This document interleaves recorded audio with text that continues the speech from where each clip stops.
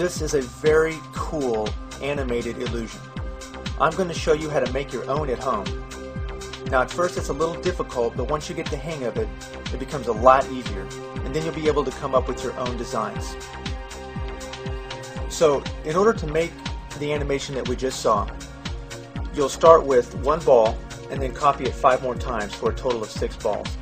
Now that's very important to remember. All these animations will consist of 6 frames, and you will use that number throughout this process.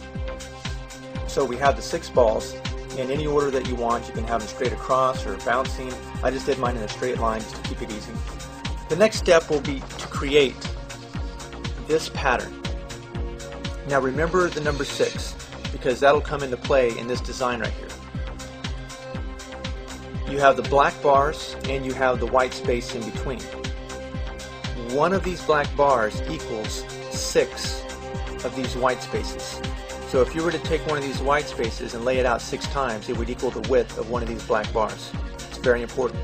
So once you make this, you make it all the way across as long as you want, as tall as you want, so to have enough space to move it left and right. And just make sure and keep that in mind. You have to be very accurate or the illusion won't work. Now, once you have this pattern and you have your objects laid out like this, you take the pattern and you lay it over your objects in whatever program you're using, like Photoshop. So this would be on one layer, this would be on another layer. And basically you want to crop out each ball with this pattern. And when you move to the next ball, you move this pattern over 6 spaces. Again, the number 6. So let's say we lay this pattern over the first ball, put it over, you crop out this image on this ball.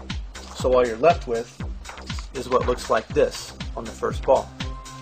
Then you move this image over 6 spaces to the right. 1, 2, 3, 4, 5, 6. Crop the second ball. Then you move this image over 6 more spaces. 1, 2, 3, 4, 5, 6. Crop the third ball. And you keep moving 6 spaces and cropping each object until you get to the end, in which you're left with a pattern like this. I picked these up at my local office supply store. They're just transparencies, and you can print right on top of these. It needs to be transparent so you can see your black lines through the white spaces. You lay this over, and as you move a little bit to the right, you can see the next ball coming into play. Again, again, again, again. Now I've made a couple of more designs I'll show you.